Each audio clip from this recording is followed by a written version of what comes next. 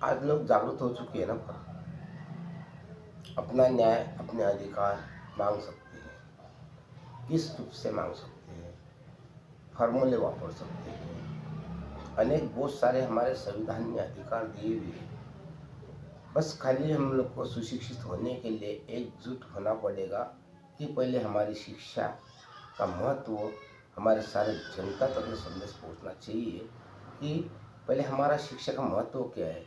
शिक्षा अगर हमारे बच्चे को, हमको नहीं मिली अच्छी शिक्षा, पर आने वाली पीढ़ी को अगर ये शिक्षा मिल रही हो, हमारे बच्चे को अगर ऐसी शिक्षा मिल रही हो, तो कल हमारे जैसे, मेरे जैसे गोपाल शेट्टी जैसी पीढ़ी भी नहीं बनेगी। एक जीता जागता की उदाहरण आज मैं जनता के समक्ष मैं अपनी सच्चाई रखता हूँ, घड़ी घड़ी मैं जागरूक करता हूँ।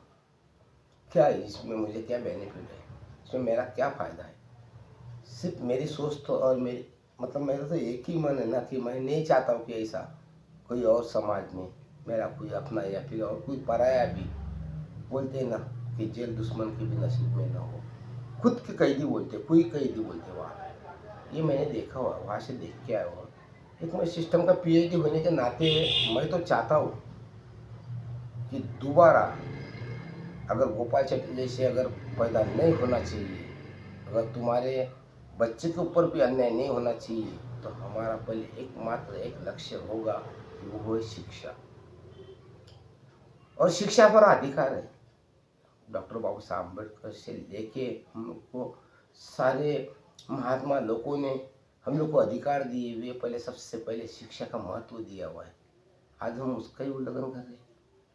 अच्छा ठीक है, उल्लंघन हम करें, हमारे बुद्धि में माता में नहीं रहता है, हम काम धंधे वाले किसान हैं, शेतकरी है, परंतु ये सरकार हम लोग को जिसको राहत दी है, ये सरकार ने तो कुछ करना चाहिए ना।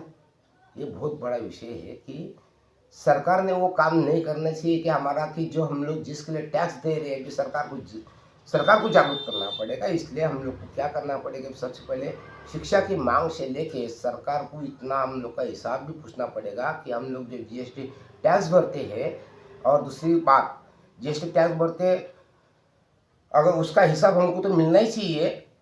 और अगर हम लोग को न्याय नहीं मिलता तो हम लोग को जीएसटी टैक्स नहीं भरेंगे, उस जीएसटी टैक्स के लिस्ट में से हमारा नाम निकाल दीजिए। सीधा सीधा एक कानून है। मैं कायदे भी बताऊंगा इस बारे में।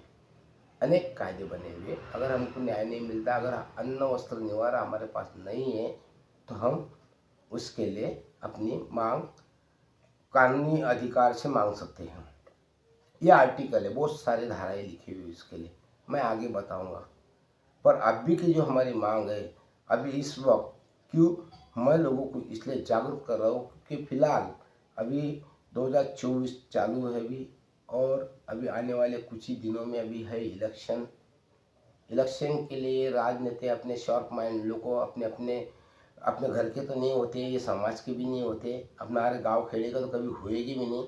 इसलिए जागरूक कर रहा हूँ, क्योंकि हम लोग एक फार्मूला वापरेंगे। वो फार्मूला है कि हम लोग सबसे पहले कोई नेता को हमारे गांव में आने नहीं देंगे, गांव बंदी नेता। एक पहला फार्मूला अगर आता ही है, तो जिसको न्याय नहीं मिला हुआ ऐसे आदमी वो अपने एक कागज लेके खड़े हो जावे, एक एप्लीकेशन लेके खड़े हो जावे कि बाबा हम लोग को न्याय नहीं मिला, हम लोग को अन्न वस्त्र न्याय नहीं मिला, ये पूरा देता होगा तो मैं तुझे वोटिंग करूँगा। ऐसे नेताओं को हम अपने अधिकार के हिसाब में हम लोग वोटिंग भी करेंगे। ये हमारे कुछ बस दो चार मेन इम्पोर्टेंट रहेंगे, और इसके लिए आर्टिकल लिखे हुए संविधान के अंदर डॉक्टर बाबा साहब अम्बेडकर ने। ये मैं आपको एक आगे चल के दूसरी वीडियो में इनकी यही जी न्यूज़ के माध्यम से मैं आपको डेफिनेटली बताऊंगा।